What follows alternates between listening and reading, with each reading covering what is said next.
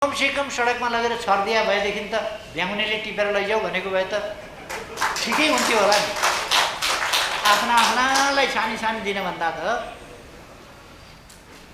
कमसेकम जसले पाओस् पाओस् भन्ने त हुन्थ्यो होला नि।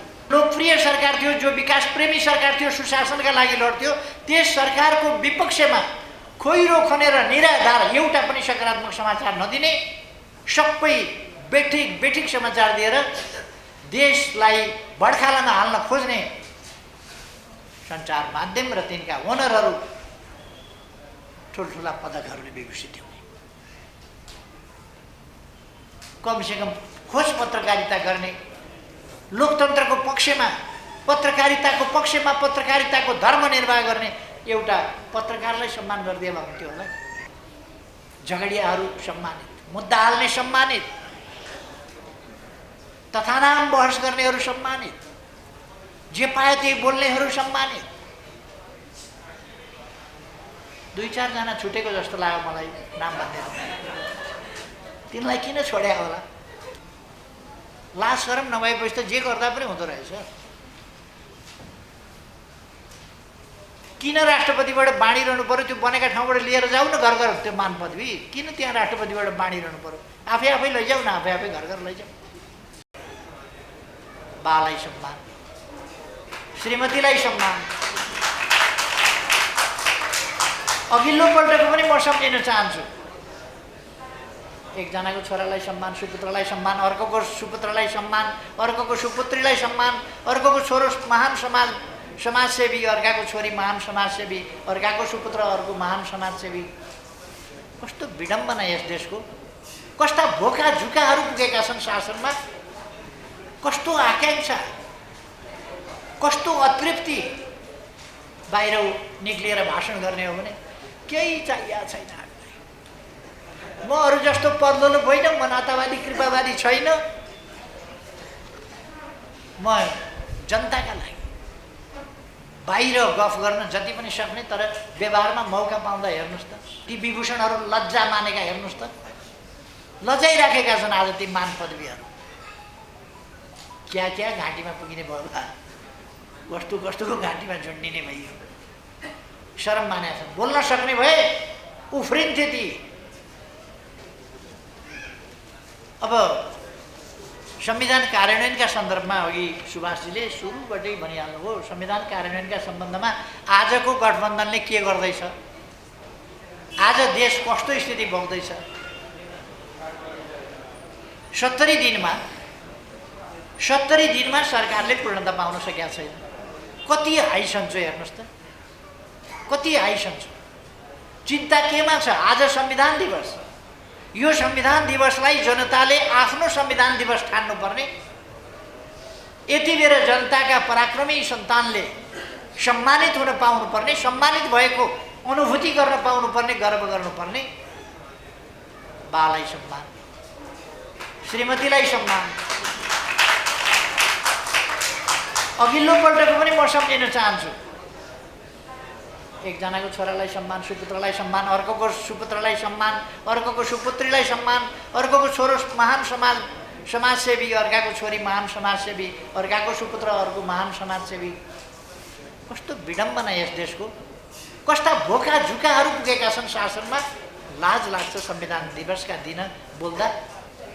संविधान दिवसका दिन त संविधान ल्याएकोमा, लोकतन्त्र पाएकोमा, यो सफलता पाएकोमा शहीदका सन्तानले गर्व गर्न पाउनुपर्ने, शहीदका आमा बाबुले गर्व गर्न पाउनुपर्ने, घाइतेहरूले सम्मानित हुन पाउनुपर्ने।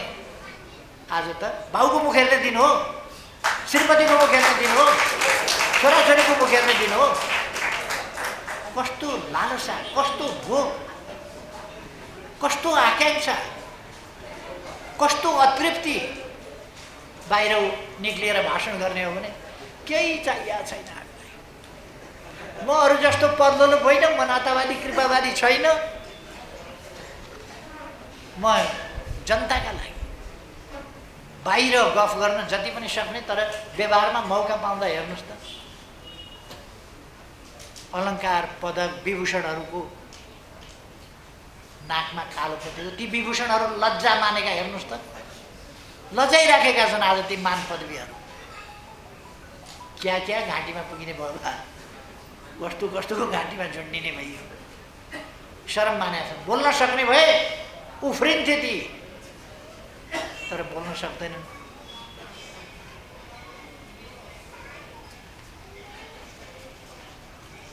लज्जाजनक छ यस्तै।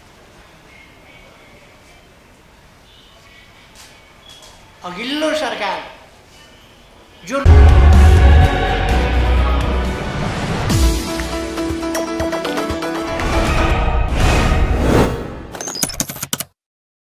लोकप्रिय सरकार थियो, जो विकास प्रेमी सरकार थियो, सुशासनका लागि लड्थ्यो, त्यस सरकारको विपक्षमा खोइरो खनेर निराधार एउटा पनि सकारात्मक समाचार नदिने, सबै बेठिक समाचार दिएर देशलाई बडखालामा हाल्न खोज्ने सञ्चार माध्यम र तिनका ओनरहरू ठुल्ठुला पदकहरूले विभूषित हुने।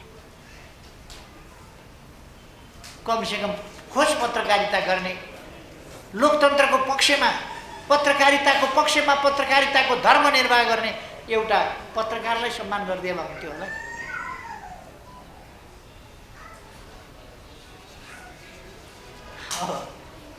झगडियाहरू सम्मानित, मुद्दा हाल्ने सम्मानित,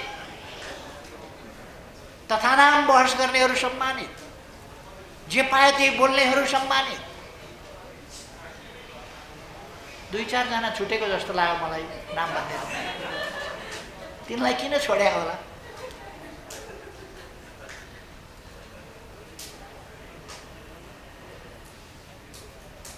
मुद्दा जिताइदिने, हराइदिने, कता तराजु पल्टे फर्काइदिने। तराजु पनि गजब रहेछ क्या। आँखापट्टि बाँधे हुन्छ श्रीमानहरूले, छाम्दा त थाहा पाइन्छ नि तराजु, हात बाँधे आउँदैन क्या। कतापट्टि के फैसला गरिदिनु पर्ने छ, कतापट्टि के गरिदिनु पर्ने छ। सम्मान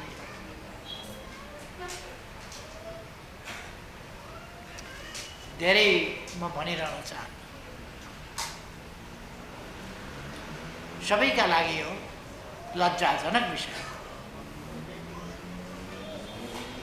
इतिहासले निर्मम मूल्याङ्कन गर्नेछ, त्यति चाहिँ भन्छु। निर्मम मूल्याङ्कन गर्नेछ इतिहास।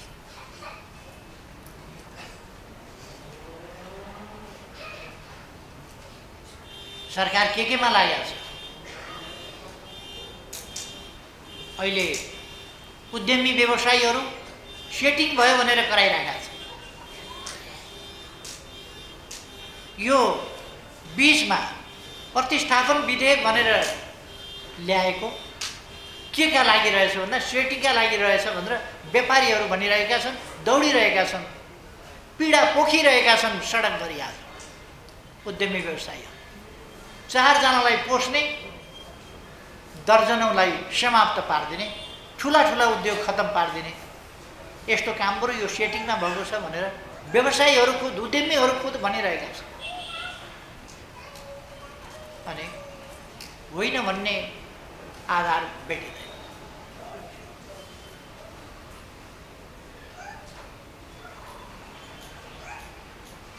कस्तो सरकार होला?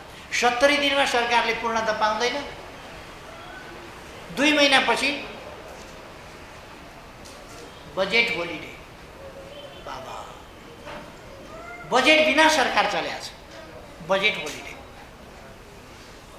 कस्तो कस्तो आश्चर्यको कुरा हो। Budget holiday.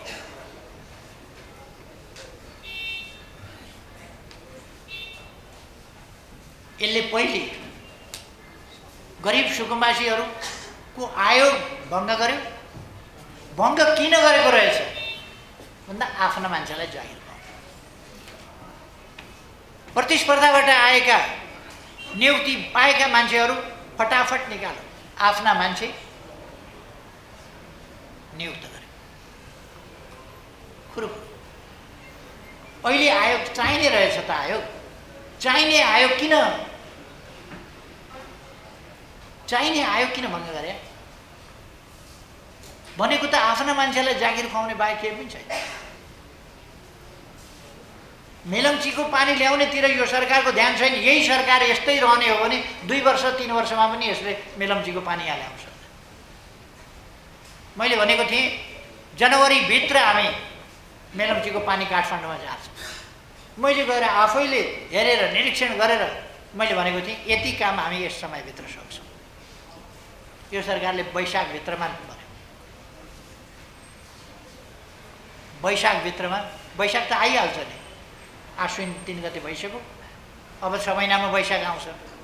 6 महिनामा एउटा कोदालो यिनीहरूले खनेको हुँदैन, एक फरुवा एक कोदालो माटो त्यहाँबाट उठाएको हुँदैन, कहाँबाट चाहिँ पानी आउँछ मेलम्ची? सम्भवै छैन, केही पनि गर्दैन, त्यता ध्यानै छैन। त मौका मिले मान पदवी बाँडा देखिहाल्नु भने। यो त उहिले गाउँघरतिर गरिबी हुन्थ्यो, त्यो गरिबी भएका ठाउँमा आफ्ना छोराछोरीलाई यसो मासु खुवाउनका लागि भान्से लाग्न कोही जान्थे क्या, त्यस्तो देखिन्छ। यी त आफ्नाहरूलाई बाँड्नका निम्ति डाडु पनि समात्या रहेछ।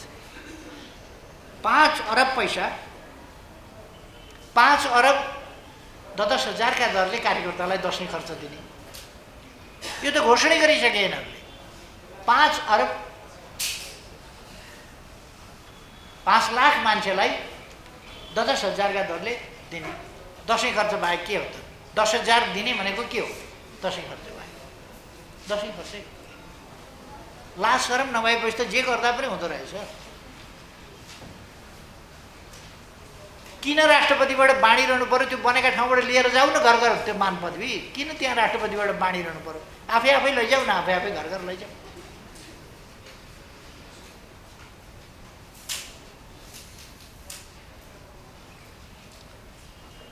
हामीले घोषणा गरिसकेका, शिलान्यास गरिसकेका 1400 जति सडकहरू नबनाउने भनेर क्यान्सल गरिसके।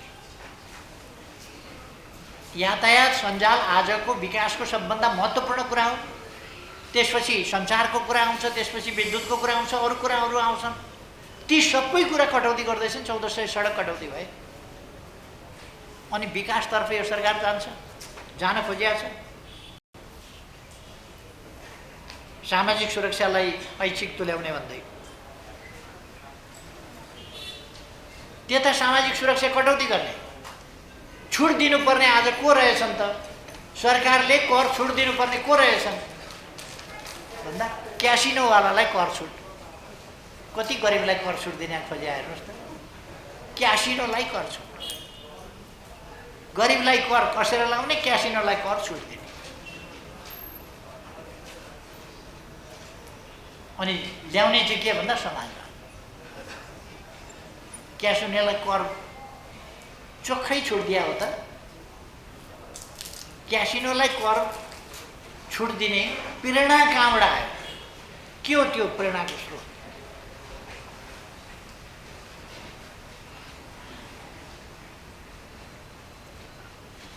गजब त के भने इन्टरनेसनल्ली नेपाल बदनाम गर्ने, लगानी गर्नलाई स्रोत नखोज्ने।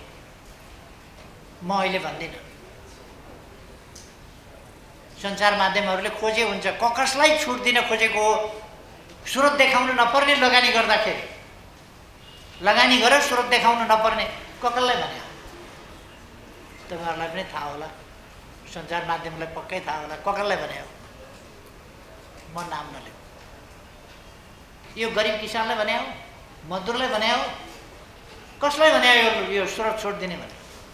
आज कालो धनलाई सेतो बनाउन खोजिँदैछ भन्ने कुरा इन्टरनेसनल्ली नेपाल बदनाम भइरहेछ। अनि स्रोत नखोजिने, यही हो संविधानको कार्यान्वयन। यसै गरी पुगिन्छ समाजवाद, यसै गरी अगाडि बढिन्छ समाजवादतर्फ। यही हो समाजवाद जाने बाटो, यही पदक वितरणको बाटो हो समाजवाद जाने, यही खर्च वितरणको बाटो हो समाजवाद जाने। क्यासिनोलाई कर छुट दिने यही बाटो हो। अनि उद्योगलाई मासेर केहीलाई सेटिङमा अगाडि बढाउन खोजिया छ, फाइदा दिइया छ भन्ने आरोप छ। त्यसमा के भन्छ सरकार? राष्ट्रियताको मामलामा के भन्छ सरकार? अन्तर्राष्ट्रिय सम्बन्ध, छिमेक सम्बन्धको बारेमा के भन्छ सरकार? सबतिर धुन्धुकारी ढङ्गले काम गरिरहेको छ। के भन्नु? संविधान दिवसका दिन मलाई कुनै प्रकारको आलोचना हुने खालको टिप्पणी गर्न मन थिएन। संविधान दिवसकै दिन यो तमासा गरेको छ। संविधान दिवसकै दिन यस्तो पदक वितरण। कमसेकम सडकमा लगेर छर्दिया भएदेखि त भ्याउनेले टिपेर लैजाऊ भनेको भए त ठिकै हुन्थ्यो होला नि। आफ्नालाई सानी सानी दिने भन्दा त कमसेकम जसले पाओस् भन्ने त हुन्थ्यो होला नि। त्यो पनि नभएर यो त बेशरम। यस्तो पनि हुन्छ देशमा? सरकार भन्ने चिज यस्तो पनि हुन्छ?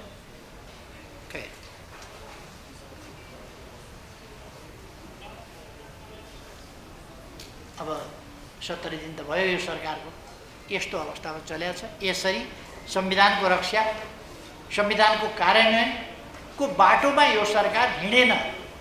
आज संविधान दिवस, राष्ट्रिय दिवसको सन्दर्भमा हाम्रो पार्टीको, मेरो पार्टीको चिन्ता के हो भने सरकार संविधान रक्षाको बाटोमा, संविधान कार्यान्वयनको बाटोमा हिँडेन।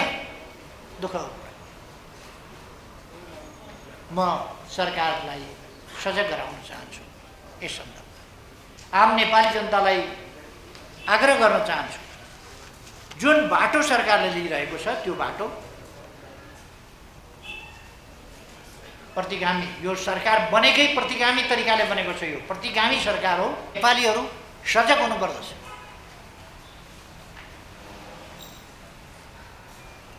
हामी संविधानले निर्दिष्ट गरेका संस्थाहरू, लोकतान्त्रिक मूल्य मान्यताका संस्थाहरू, विश्वव्यापी मूल्य मान्यताका संस्थाहरूलाई तदनुसार सम्मान गर्छौँ, सम्मान गर्न चाहन्छौँ र हेर्न चाहन्छौँ कि त्यस्ता संस्थाहरू सबै सम्मानित हों।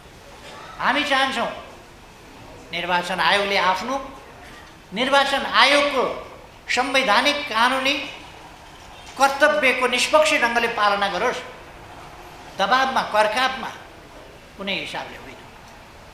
हामी त्यो चाहन्छौँ। हामी चाहन्छौँ सभामुखको गरिमामय निष्पक्ष रहनुपर्ने आसनबाट जालझेल षड्यन्त्र नहोस्, पार्टी पक्षधरता नहोस्, कुनै पार्टीका विपक्षमा सभामुखबाट, त्यस सम्मानित कुर्सीबाट, त्यस चेयरबाट अशोभनीय खालका विभेदकारी व्यवहार नहोस्। हामी त्यो चाहन्छौँ। त्यस्तो हुँदै गयो भने सम्मानित संस्था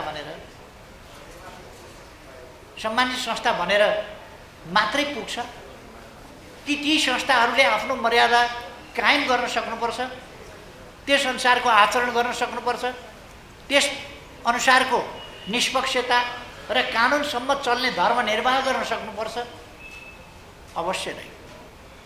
हामी संस्थाहरू मर्यादित हुन् भन्ने चाहन्छौँ, तर मर्यादित उहाँहरू आफूले पनि त्यस पदको अनुसारको आचरण र मर्यादा गरिदिनुस् भन्ने हाम्रो भनाइ।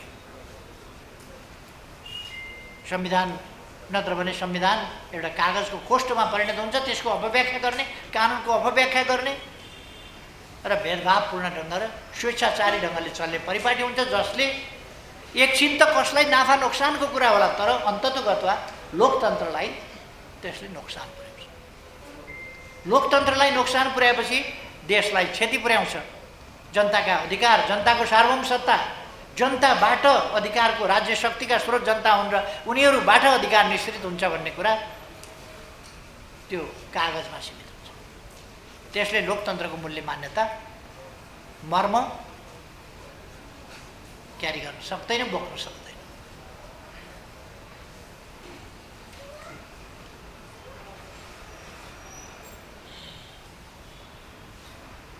हामीले पार्टीका नीति र कार्यक्रममा आधारित भएर घोषणापत्रमा उल्लेखित निर्वाचनमा जनता सामु गरेका प्रतिबद्धता पुरा गर्नका लागि नेकपा एमाले समृद्ध नेपाल, सुखी नेपालीको रूपमा राष्ट्रिय आकांक्षालाई सूत्रबद्ध गरेर त्यसलाई परिपूर्ण लोकतन्त्र अथवा कम्प्रेहेन्सिभ डेमोक्रेसीको रूपमा, पोलिटिकल डेमोक्रेसी मात्रै होइन, त्यो कम्प्लिट डेमोक्रेसी,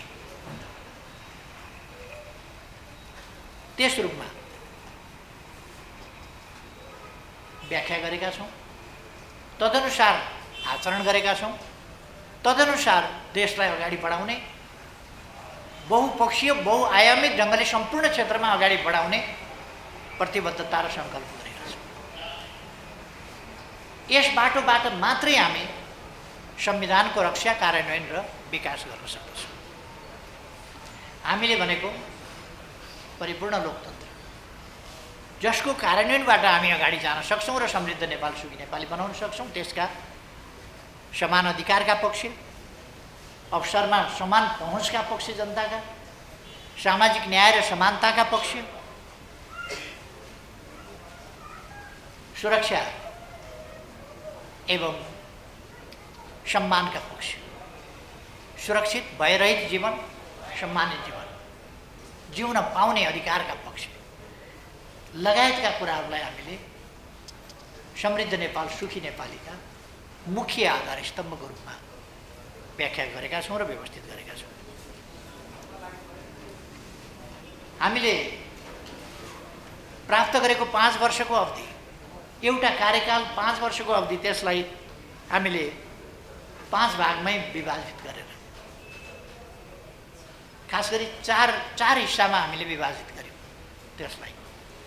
पहिलो वर्ष राज्यका संरचनागत पक्षहरू, कानुनी पक्षहरू, यी पक्षहरूको बाँडफाँडका पक्षहरू, यिनीहरूलाई व्यवस्थित गर्ने वर्षको रूपमा हामीले कार्यान्वयन गर्नुपर्थ्यो, अगाडि बढाउनु पर्थ्यो। दोस्रोलाई समृद्धिको आधार वर्षको रूपमा हामीले त्यसलाई अगाडि बढाउनु पर्थ्यो, हामीले त्यसै गरी अगाडि बढाउँ। तेस्रो र चौथो वर्षलाई हामीले समृद्धिका लागि, सुशासनका लागि र समृद्धिका लागि, विकासका लागि जुन कामहरू गर्छौँ तिनलाई तीव्र गतिका साथ निरन्तरता दिनुपर्थ्यो र त्यस रूपमा हामीले अगाडि बढायौँ। अन्तिम वर्ष कामको समीक्षा र नयाँ प्रस्ताव तयारीको वर्ष बनाउनु पर्थ्यो। त्यो कुरा हामीले तेस्रै वर्षदेखि हामीले बनाउन नपाउने खालको स्थिति बन्यो र अहिले देश कस्तो अवस्थामा छ हामी सबैलाई थाहै छ। म अहिले तथ्याङ्कहरूमा जान चाहन्न। हामीले संविधान कार्यान्वयनको सन्दर्भमा, संविधान कार्यान्वयन भनेको जनतालाई सबल बनाउने, देशलाई विकासको बाटोमा अगाडि बढाउने। त्यसको सन्दर्भमा हामीले के गर्यौँ, कति उपलब्धि हासिल गर्यौँ, कस्ता उपलब्धि हासिल गर्यौँ, छोटोमा मात्रै हामीले यसो भन्यौँ भने, यसो सम्झिँदाखेरि मात्रै पुनर्निर्माणका कामहरू, म यता पुनर्निर्माणका काममा हामीले के गर्यौँ त्यो भनिरहन चाहन्न। अहिले फेरि दोहोऱ्याइरहनु आवश्यक छ जस्तो लाग्दैन। जता फर्किएर हेरौँ त्यतापट्टि पुनर्निर्माणका कामहरू देखिन्छ। मैले धेरै भन्नु पर्दैन। तर यी 3 वर्षमा हामीले के गर्यौँ त भन्दा, प्रतिदिन 5 किलोमिटरभन्दा बढी कालोपत्री सडक, डबल लेन, 4 लेन, 6 लेनका कालोपत्री सडक 5 किलोमिटरभन्दा बढी कमसेकम हरेक दिन बनायो। यो नेपालको इतिहासमा असाधारण रेकर्ड हो। सायद अलिक वर्ष, अब 12-14 महिनापछि फेरि बन्ने सरकारको त अहिले नभनौँ, तर यस्तै सरकार हो भने यस्ता सरकारले कुनै रेकर्ड ब्रेक गर्ने सम्भावना छैन। यस्तो सरकारले चाहिँ प्रतिदिन कम्तीमा 12वटा जनता आवासहरू निर्माण भए, जनतालाई हस्तान्तरण गरिए। प्रतिदिन सरदर एउटाभन्दा बढी नै झोलुङ्गे पुल बनेको छ। हरेक दोस्रो दिन कम्तीमा एउटा सडक पुल निर्माण भएको छ, हरेक दोस्रो दिन। हरेक तेस्रो दिन सरदर एउटा ग्रामीण पुल तयार भएको छ। यस्ता मैले खालि साङ्केतिक रूपमा मात्रै भनेको। संविधान कार्यान्वयन भनेको पुस्तक बोकेर हिँडेर मात्रै हुँदैन। त्यसलाई जनताको जीवनसँग, विकास निर्माणसँग, विद्युतसँग, खानेपानीसँग, बाटासँग, पुलसँग, हवाई मैदानसँग, विद्यालयसँग, शिक्षासँग, स्वास्थ्यसँग, अस्पतालसँग त्यहाँनेरि प्रतिबिम्बित हुनुपर्छ र त्यो हामीले गरेका छौँ। समग्रमा भन्दा प्रति व्यक्ति आय अमेरिकी डलरमा 1196 पुगेको छ। निरपेक्ष गरिबीको रेखामुनिका जनसङ्ख्या 21.6% थियो हामी सरकारमा आउँदा, त्यसलाई 18.7 मा झारिएको छ। बहुआयामिक गरिबीका सूचकाङ्कलाई 30.1बाट 17.4मा झारिएको छ। मानव विकास सूचकाङ्क 0.579बाट 0.602 पुगेको छ। औसत आयु 66.6 वर्षबाट 69.7 पुगेको छ। श्रमजीवीहरूको न्यूनतम पारिश्रमिक 9,700बाट 15,000 पुर्याइएको छ। सबै नागरिकलाई कुनै न कुनै प्रकारको सामाजिक सुरक्षाको व्यवस्था गरिएको छ। ज्येष्ठ नागरिक भत्तासहित 8 प्रकारका सामाजिक सुरक्षा लक्षित समुदायमा उपलब्ध सामाजिक सुरक्षा भत्ता गराइएको छ। यसरी विकास निर्माणका कामहरू गरिरहेका छन्। हामीले के गर्यौँ त यो 3 वर्षमा संविधान कार्यान्वयनको सन्दर्भमा? हाम्रो सरकारले बहुलवाद, प्रतिस्पर्धा र खुला अर्थ राजनीतिको संरचनाभित्रै समाजवाद उन्मुख प्रणाली, अर्थ प्रणाली अघि बढाउनु पर्ने थियो र जुन त्यस्तो सहज विषय थिएन। त्यसमा पनि सरकारका सामु थुप्रै प्रणालीगत र अन्य व्यवहारिक कठिनाइहरू र चुनौतीहरू थिए। संविधान सम्पत्तिमाथि निजी सम्पत्तिको अधिकार संविधानले नै प्रत्याभूत गरेको छ र प्राकृतिक स्रोतमाथि समेत व्यक्तिको असीमित अधिकार संविधानमै व्यवस्था छ, जुन पनि एउटा अलिकति व्यवधानको कुरा हो। सरकारले लिएको विरासत पुँजीवादको संस्थागत संरचना तयार भइरहेको त्यस्तो प्रकृतिकोमा समाजवाद उन्मुखमा त्यसलाई ढाल्नु सजिलो थिएन। त्यो पनि हामीले गर्दै गयौँ। खुला व्यापार, निजी लगानीको बाहुल्य, अन्तर्सम्बन्धित आर्थिक सम्बन्ध तथा खुला व्यापार, लगानी र आर्थिक सम्बन्धबारे सन्धि सम्झौता तथा कानुनहरूको पालना गर्नुपर्ने बाध्यात्मक अवस्था थियो, जसलाई अनुचित सन्धि सम्झौताहरूलाई पुनरावलोकन गर्ने, इपिजी बनाउनेदेखि लिएर अनेक प्रयासहरू हामीले अगाडि बढाएका थियौँ, जसलाई हामी राष्ट्रिय हित अनुकूल बनाउने प्रयासमा लागेका थियौँ।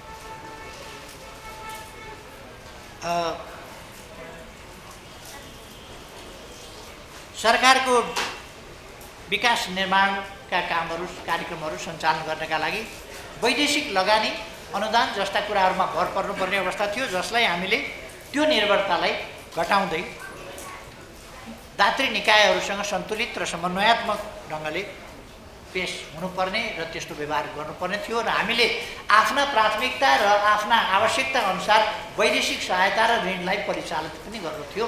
त्यसतर्फ हामीले ठुलो उपलब्धि पनि हासिल गरेका छौँ। हामी सबैलाई थाहा छ, भारतसँग खुला सिमाना छ, खुला व्यापार छ। यस्तो खालको स्थितिमा स्वतन्त्र व्यापार प्रणाली कायम छ। यस्तो स्थितिलाई पनि हामीले सामना गर्नु पर्थ्यो र प्रतिस्पर्धै हुन नसक्ने खालको स्थितिमा हामीले प्रतिस्पर्धाका निम्ति तयार हुनुपर्ने, त्यो खालको स्थितिलाई पनि हामीले त्यसलाई सामना गर्दै सच्याउँदै जानुपर्ने आवश्यकता थियो। सङ्घीयताको संरचना, त्यसले सुनिश्चित गरेको स्वायत्तता, भिन्न भिन्न विचार राख्ने दलहरू बीचको प्रतिस्पर्धामा गैर कम्युनिस्ट पार्टीका समेत प्रदेश र स्थानीय तहमा सरकार निर्माण भएको स्थितिमा तिनीहरूसँग समन्वयात्मक ढङ्गले एकातिर कम्युनिस्ट पार्टीका संरचनाहरू छन्, प्रतिनिधित्व छ, अर्कातिर अरू पार्टीका पनि छन्, भिन्न भिन्न विचार छ। यस्तोमा एउटा नयाँ अभ्यास, यो बिल्कुलै पृथक अभ्यास हो, नयाँ अभ्यास हो नेपालको सन्दर्भमा। यसलाई हामीले सन्तुलित ढङ्गले अगाडि बढ्यौँ र प्रदेश अथवा स्थानीय तहमा सङ्घीय सरकारको एउटा पूर्ण रूपमा पकड पनि र त्यसले सन्तुलन र गाइड गर्ने स्थिति पनि त्यो निर्माण भयो। पहिले छँदै थिएन, त्यसमा सुधार गर्नु छ अलिकति। विभिन्न सामाजिक पछौटेपन लगायतका सामन्तवादी सोचहरू र पछौटेपन, त्यसका अवशेष, मूल्य मान्यताहरू, तिनीहरूसँग पनि हामीले सामना गर्नुपर्ने जस्ता कुराहरू पनि हामी ती अन्त भएका थिएन। त्यसलाई अन्त्य गर्दै हामीले समाजवादतर्फ त्यस अनुसारको चेतना निर्माण गर्न अगाडि बढ्नु पर्थ्यो। हामीले हाम्रै प्रकारको सङ्घीयतालाई व्याख्या गर्नुपर्ने, त्यसको कार्यान्वयन कसरी गर्ने, आफ्नै मौलिक ढाँचा हुने, त्यस मौलिक पारामा पनि हामीले अगाडि बढ्नु थियो, जसलाई हामीले सहज रूपमा अगाडि पनि बढाएका छौँ। 3 वर्षको अवधिमा सबै कुरा भइहाल्न सम्भव थिएन। तैपनि हामीले कानुनी, संस्थागत, नीतिगत, प्रशासनिक र आर्थिक सामाजिक परिवर्तन एवं रूपान्तरण जे जति काम गरेका छौँ, धेरै काम गरेका छौँ र ती सबै समाजवादतर्फको हाम्रो यात्रालाई जग बसाउँदै र बाटो कोर्दै अघि बढ्न सहयोगी नै भएका छन्।